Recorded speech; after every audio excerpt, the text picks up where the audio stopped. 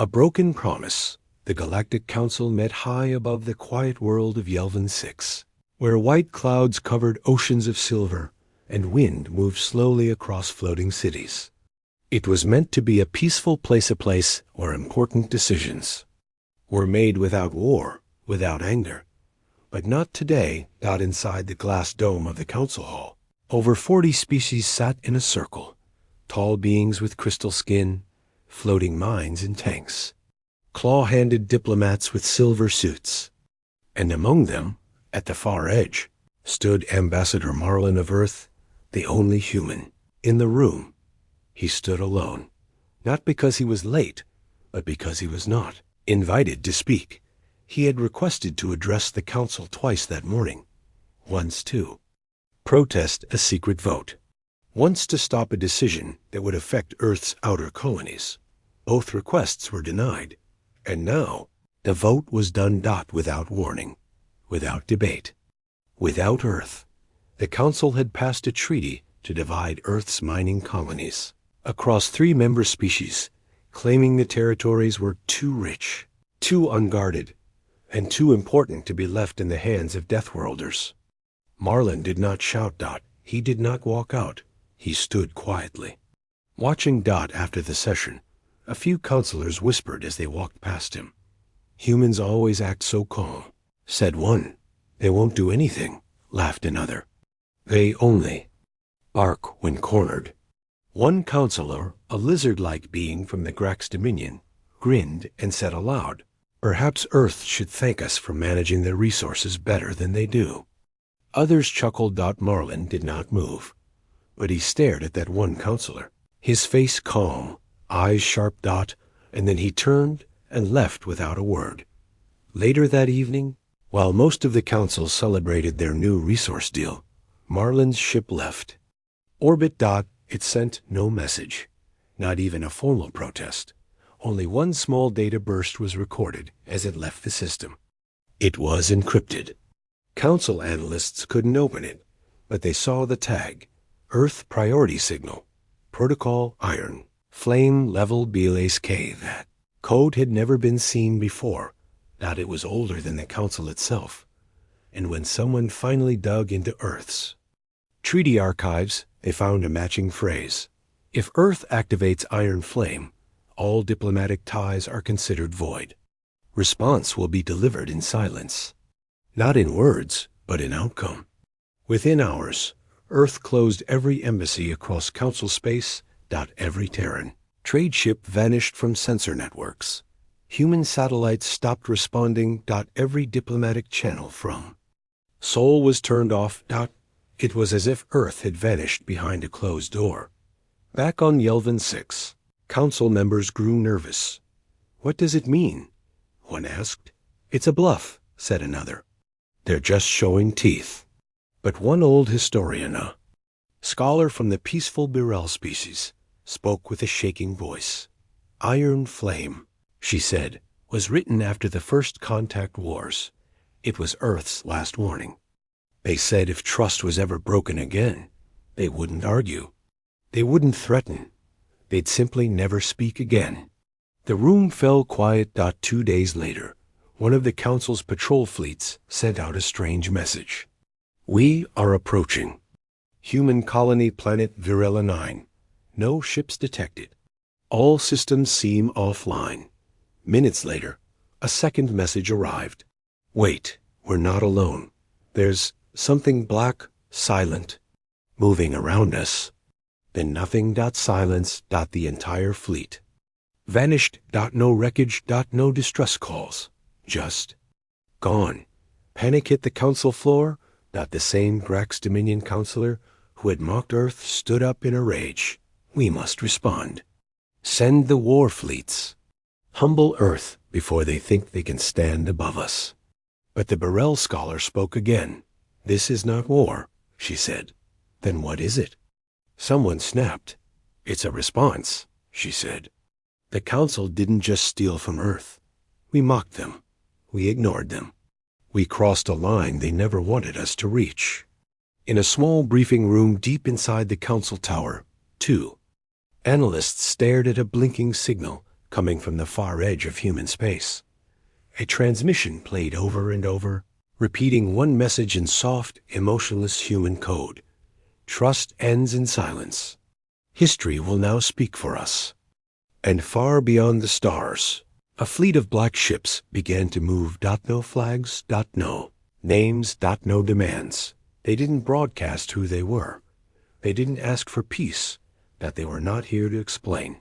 They were here to show the Council what finally happens. When Earth is pushed too far. Earth goes silent. The Galactic Council waited for Earth's reply. 1 day passed, then 2, then 4. Still, nothing. No protests, no angry speeches, no demands. Only silence. It was a kind of silence that made the air feel heavier, as if the whole galaxy was holding its breath waiting to see what Earth would do.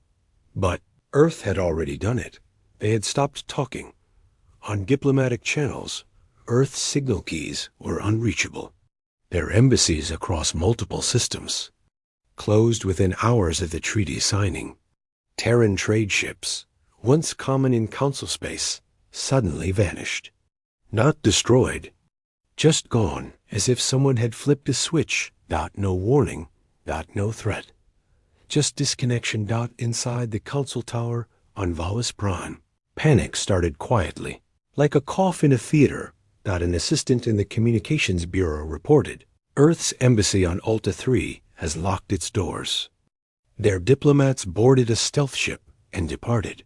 No exit logs were filed. A finance officer sent another alert.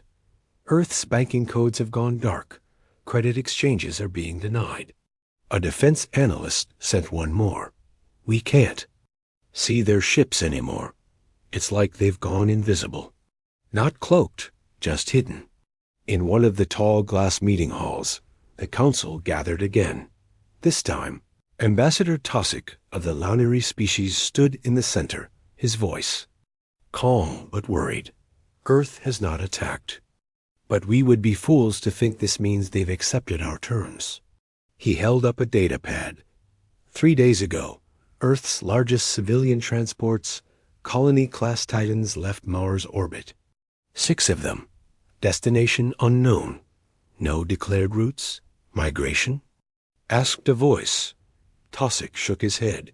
No, these ships were empty except for drones and signal repeaters. Their true purpose is hidden. What are you suggesting? Asked the Grax representative. Tosic replied firmly. I think Earth is preparing something. Something big. Something planned. Meanwhile, far from Council space, in the quiet zone near the edge of Terran territory, a small research station named Vera 9 sent its final report. The station had been observing gravitational fluctuations from deep space. For days, the sensors had picked up strange distortions. Ships moving at speeds impossible by standard jump engines. And then a shape, a long, black silhouette gliding silently past their far-range scope. No ID, tag. No communication. But it moved like it knew exactly where it was going. And then the station went dark. No explosion. No alarm. Just blackness. The Empire of Creel. A minor Council ally sent a scout ship to investigate. The ship never returned. The last message it sent back was, we see them. Multiple. All silent. One just turned. Cut. Static. Gone. In Council war rooms. Fear spread quickly. High. Commander Volterex of the Council Military Division called an emergency meeting. He paced in front of the war table, maps and starfields glowing beneath his boots. We have no visual confirmation of hostile action, he said, but all evidence points to Earth deploying its Phantom Protocol. The room went silent. Everyone had heard of it. Some called it a myth, others a warning story, but a few, especially those who had studied Earth's history, knew the truth. Phantom Protocol was Earth's deepest military strategy. Not to attack, not to defend, but to erase. Ships vanish, bases go dark, enemies forget where Earth even is. And then, when the time is right, the ghosts return. A junior officer dared to speak. But why would Earth go this far? We didn't fire on them. We didn't invade their world. Another replied, we didn't need to. We took their colonies. We mocked their ambassador. We tore up a treaty written in peace and replaced it with profit. And someone whispered a sentence that felt heavy in every ear. Maybe it wasn't war we started. Maybe it was the final test of their patience. A few council members still refused to believe it. They're just sulking, muttered one. Earth is emotional. They'll calm down. But days turned to weeks. And Earth stayed quiet. Too quiet. Then, a signal. One of the outer trade convoys near the Yelness passage sent a distress alert. Incoming unknowns. Silent. No broadcast. Black holes wait. Oh no. They've end of message. The escort ships assigned to the convoy were found days later. Drifting. No damage on the outside. But inside? Empty. All crew gone. Only a message scratched into the command console in English. We told you silence would speak louder than words. On council worlds, panic began to ripple. Markets crashed. Allies argued. Member races turned on one another, blaming each other for provoking Earth. And Earth still didn't respond. No demands. No speech. Just more silence. Inside the Terran system, satellites turned away from the stars. Massive warships activated old system stealth coatings. Black drives, deep space communicators. The black. Fleet was waking. Earth had never used it. Before. It wasn't built for invasions. It was built for witnesses. Because some things didn't need to be explained. They only needed to be shown. And far across the void, the Galactic Council realized something terrifying. They had always feared Earth's weapons, but now they feared something far worse, Earth's absence. The Council's mistake, 16 light years from Council space, on the edge of the Tressor Expanse, a quiet listening outpost called Relay Station 12 Gamma picked up something it shouldn't have. At first, it looked like background noise, just a faint echo from deep space. But when I tried to filter it out, it discovered patterns, then shapes. Then movement. Unknown vessels approaching, the technician whispered. Multiple. Large. No transponder signals. The commander walked over slowly, staring at the incoming data. How many? The technician's voice cracked. 23. All black. All silent. Moving at hyperspeed. And all of them match old Terran warship architecture. The commander stepped back. He remembered the reports, the missing fleets, the erased colonies. The one phrase now used across every secure channel in hushed fear. The ghost fleet is real. Inside the Grand Council Tower, a closed-door session had begun. Only the highest-ranking members were present. Tension filled the chamber. Admiral Val Turex slammed a metal file onto the table. This is from a surviving scout officer, the one who got away from the Varela 9 incident. He pressed a button. A short, shaky recording played. We didn't see them until they wanted us to. They moved like shadows. No heat, no light, no sound. One of them flew right next to us, and our ship shut down like it died of fear. Gasps spread across the room. Turex spoke again. That wasn't stealth. That was control, and Earth has it. One counselor, a veteran from the Trenner species, leaned forward. They haven't officially attacked. These are warning signs. If we speak carefully now, perhaps, but another counselor, from the Grax Dominion, slammed his clawed hand on the table. No, we are the law. Earth was a guest at our table, and when they didn't get what they wanted, they left like spoiled children. He turned to the others. We show weakness now, and the Deathworlders will trample over the rest of us. But the old Birel historian, silent until now, finally spoke. Do you not see? Earth didn't walk away to punish us. She leaned forward. They walked away because they no longer believe we're worth speaking to. The room fell into silence. It wasn't rage that filled the chamber. Now, it was regret. 3 hours later, the Galactic News Network accidentally broadcast an unfiltered recording. It showed council ships arriving at an abandoned Terran colony-KE STREL-4.0. Defenses were detected. No signs of life. But the moment they landed, the ground beneath the colony opened and black towers rose from hidden caverns. No weapons fired. Instead, hundreds of floating spheres emerged. Each one displayed holographic images of Council betrayal. One showed Council members laughing after Earth's ambassador was ignored. Another showed secret recordings of Council generals signing away human lands. Another showed the Terran ambassador Marlin standing quietly in the council hall while everyone walked past him like he wasn't even there. The footage played across council space in real time. It was humiliating. The citizens of many council worlds began protesting. This wasn't peace. One shouted, this was theft disguised in politics. Others demanded justice. A few even turned against their own leaders. But the worst was yet to come. A council patrol in the outer sectors sent a message. They had encountered a single black ship. It hovered in front of them. Motionless, they hailed. It. No response. They locked weapons. Still nothing. And then it moved. Not toward them. Through them, their sensors failed. Lights went out. The crew screamed as gravity twisted inside their own ship. Then silence.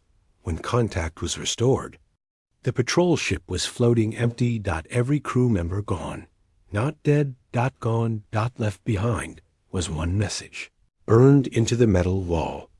You broke the treaty. You erased your shame. So now we erase your power. In panic, the council gathered again. This time fear was on every face. Do we fight? One asked. Do we surrender?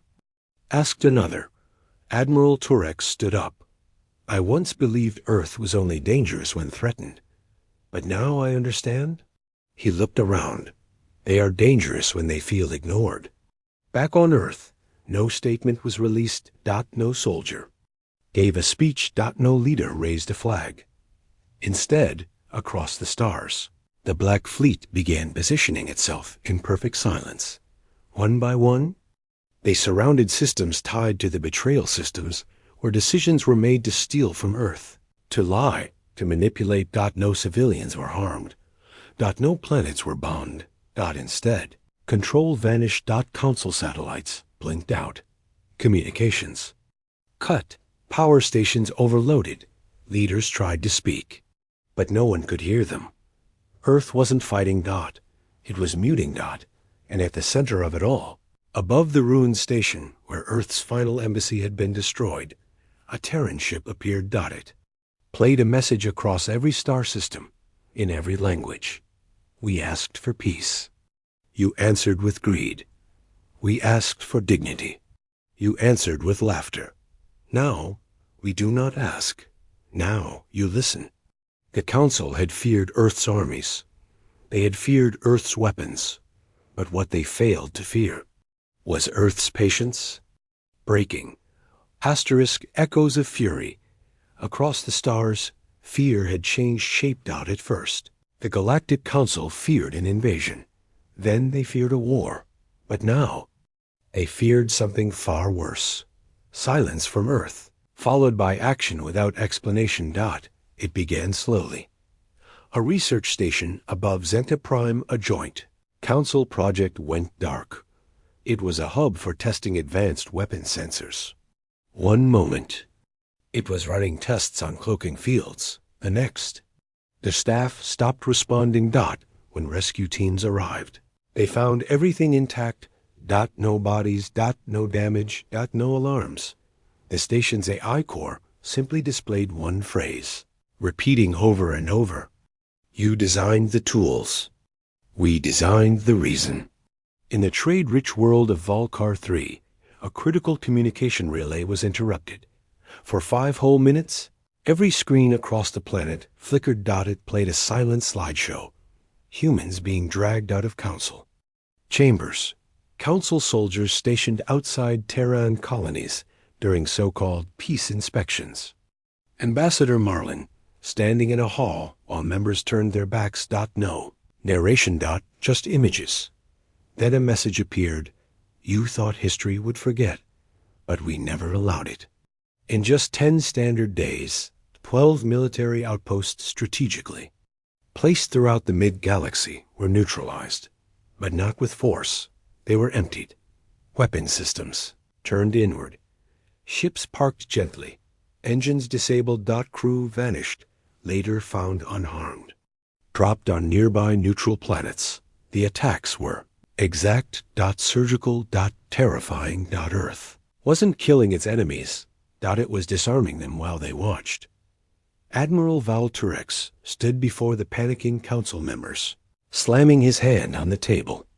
We don't know how they're doing this, he shouted. No energy signatures. No fleet movements.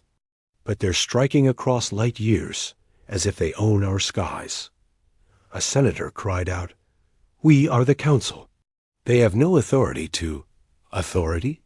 Snapped the old Birel historian. You took their voice and mocked their memory. You didn't just break their trust. You erased their dignity. Silence fell across the chamber. A young ambassador from the neutral Alari species finally spoke. What do they want from us now? The old Birel said softly, They don't want anything. They want us to feel what they felt. Powerless, ignored, and now seen. In the outer rim colonies Severin 5, an ancient Terran beacon activated. It had been thought long dead remains of a forgotten mining post. The beacon blinked 3 times, then projected a wide field image into orbit. Council fleets scrambled to block it. They failed.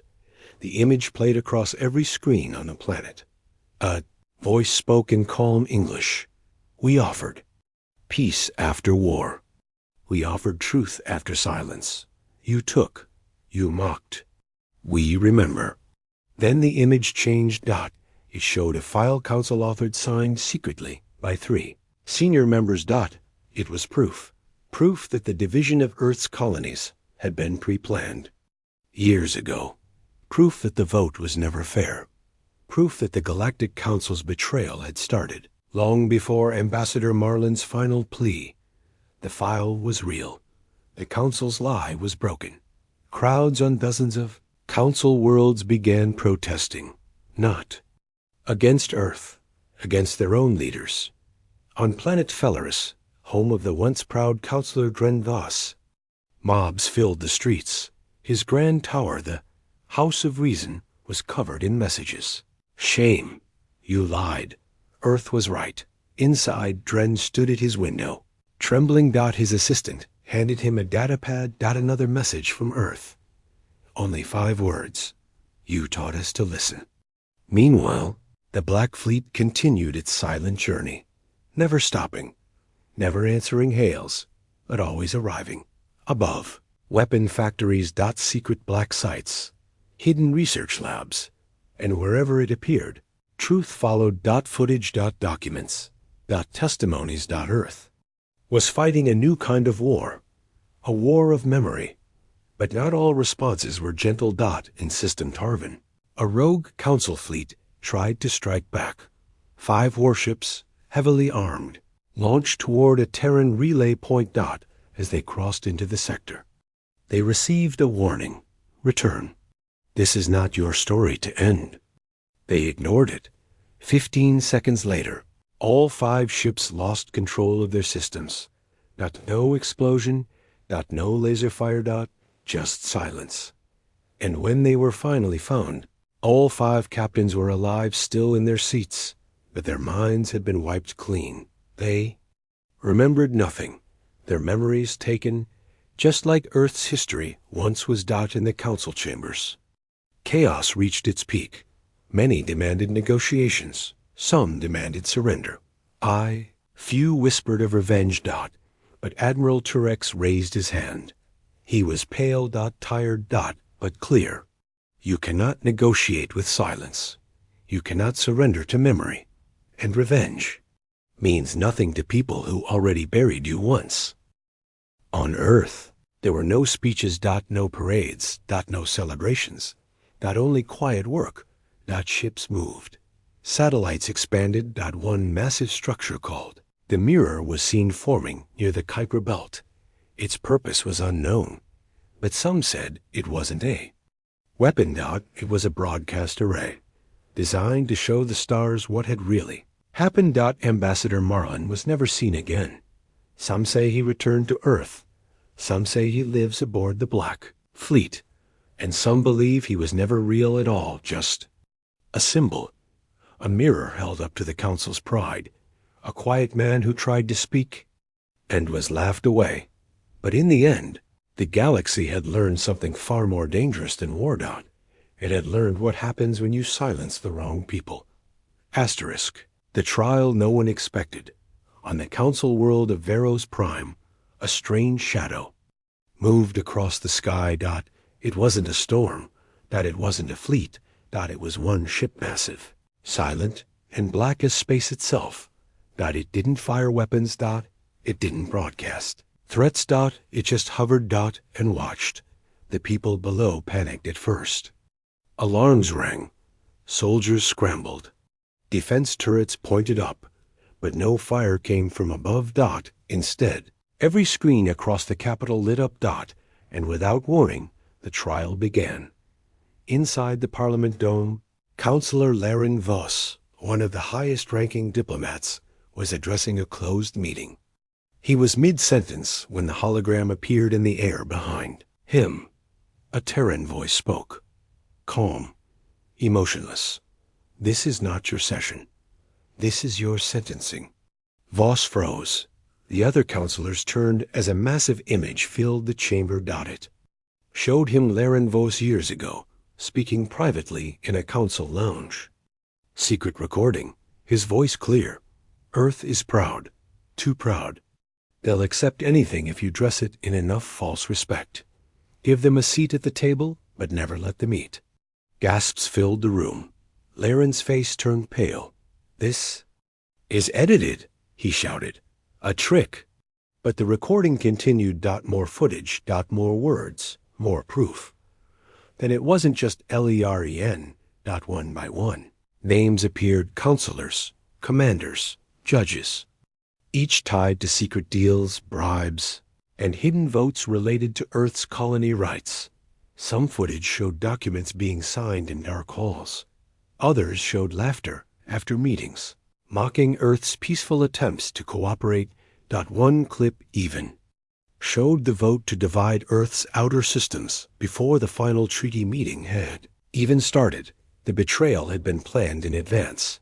Everything Earth feared was true. Crowds gathered in the streets outside the Parliament Dome, watching the trial unfold live in the sky above. No one could shut it off. The broadcast came directly from the Terran ship. People wept. Some in shame, some in fury.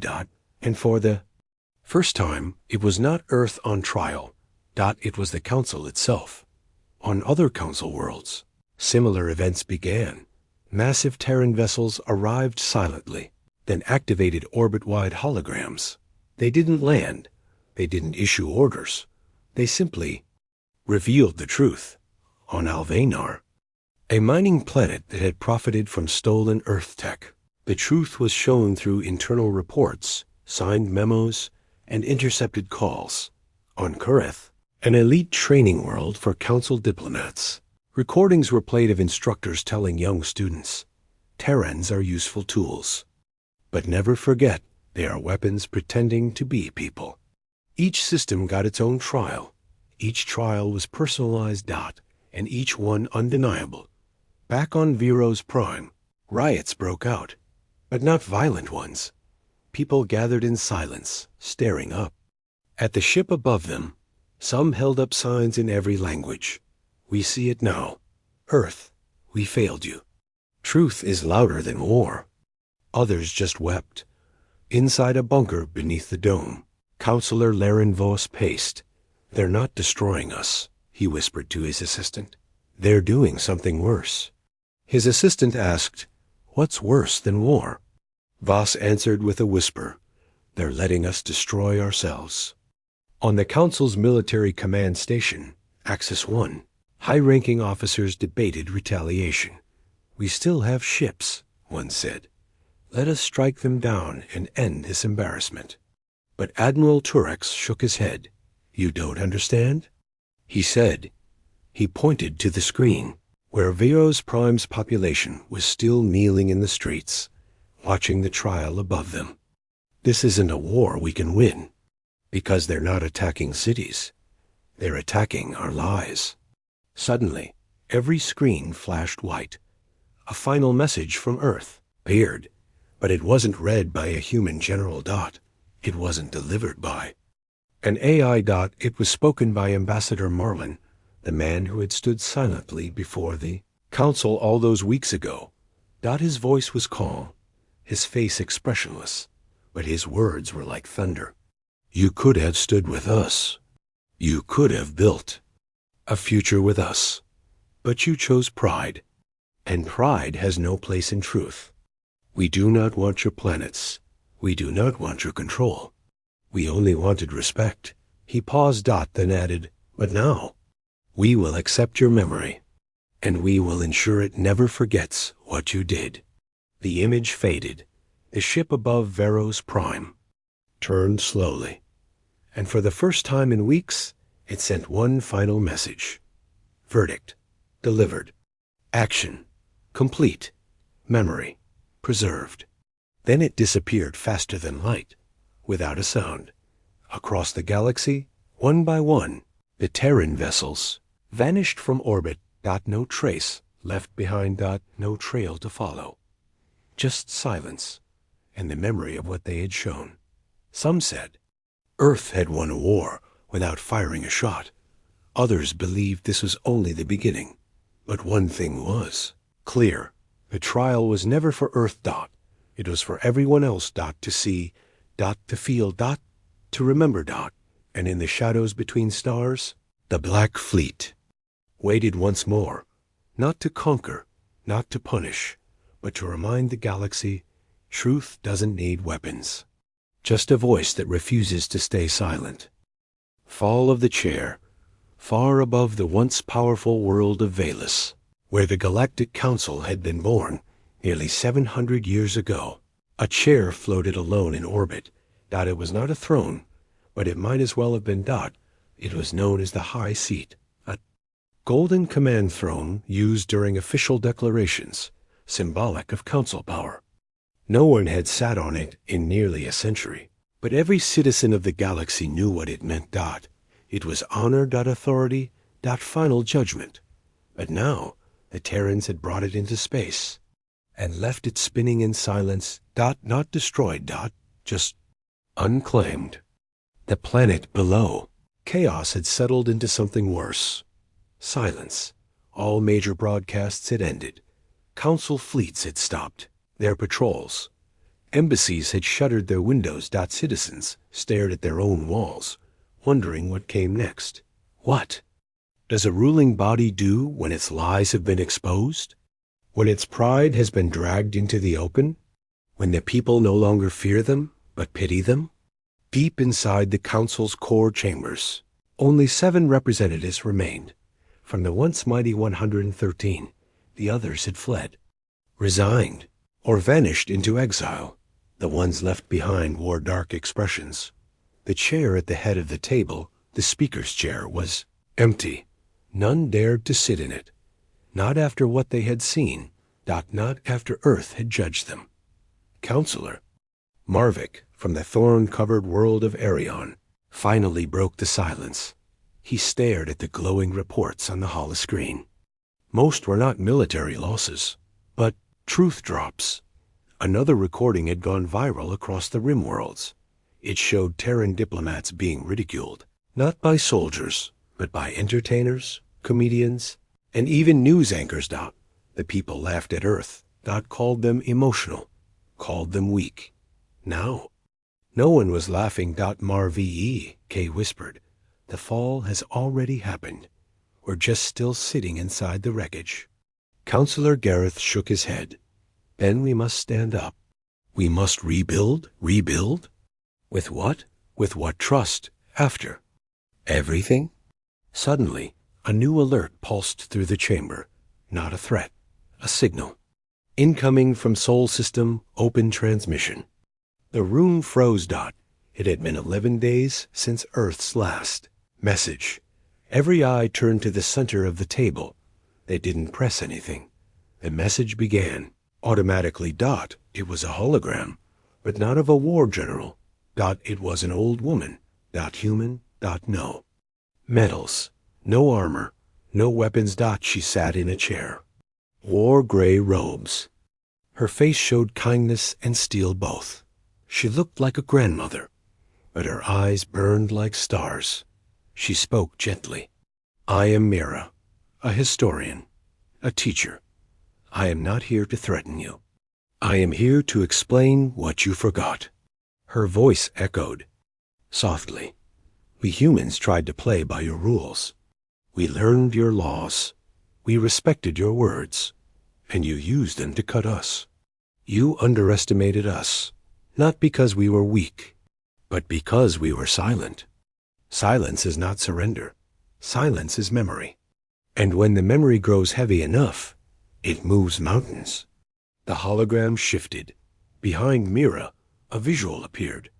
Images of council soldiers walking into Earth colonies, stripping flags.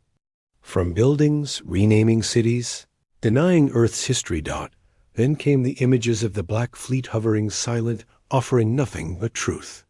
You taught us that justice can be quiet, that pain can be wrapped in laws, so we did what you taught.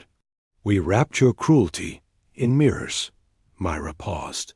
You are not the enemy, but your empire is no longer trusted. You may rebuild, but not above us. Beside us, or not at all. The hologram faded. And with it, the last illusion of control. Counselor Gareth slumped into his chair. That wasn't a threat, he whispered. That was permission. Counselor Marvick nodded. Double quotes yes. Permission to finally step down. The council issued no final statement. No apologies. No ceremonies. Instead, one by one, the remaining members quietly dissolved the organization.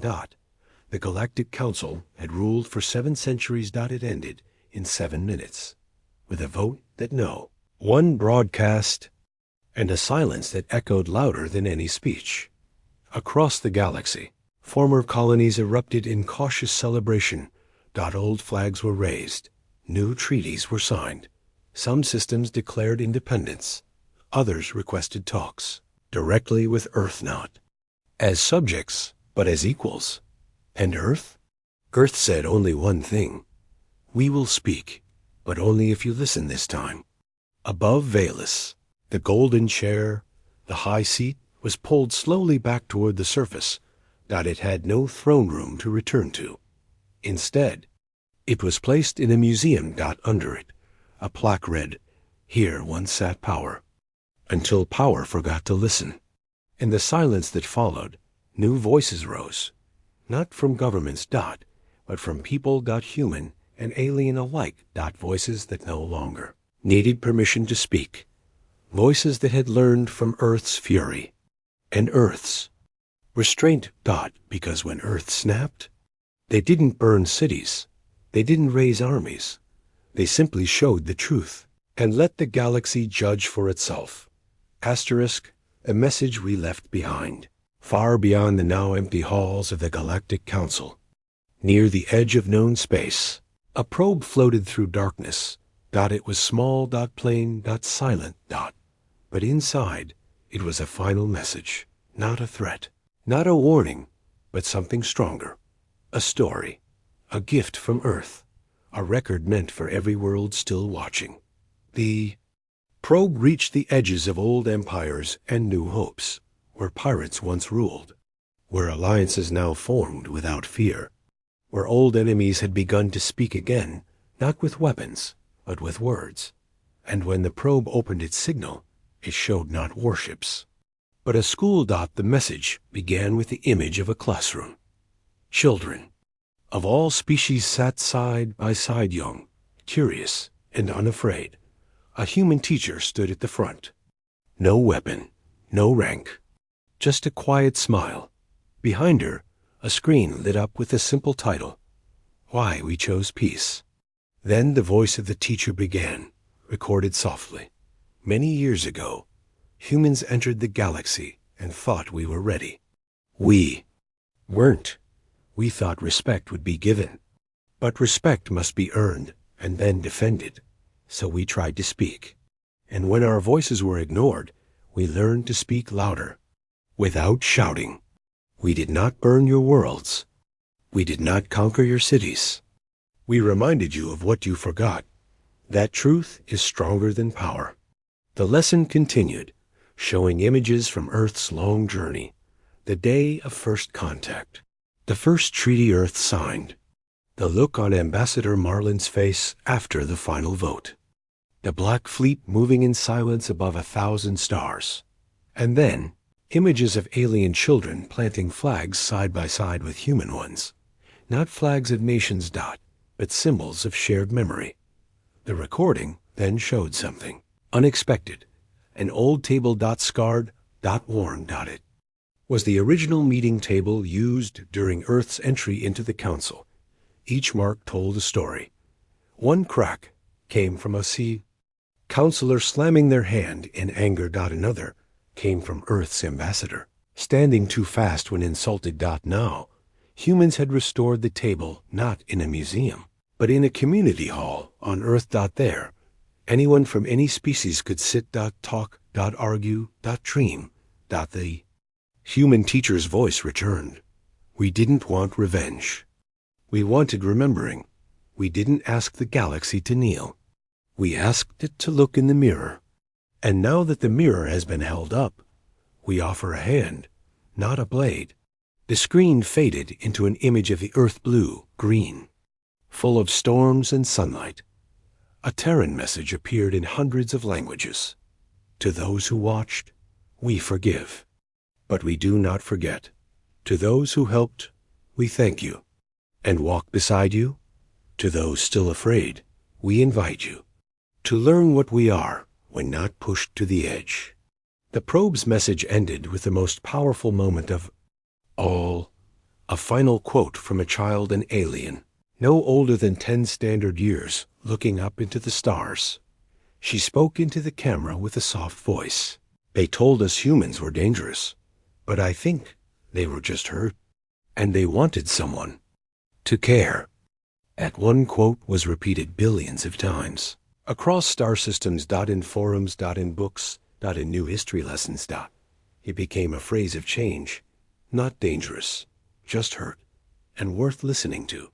Back on Earth, life moved forward. The Black Fleet returned to deep orbit, watching, but never interfering.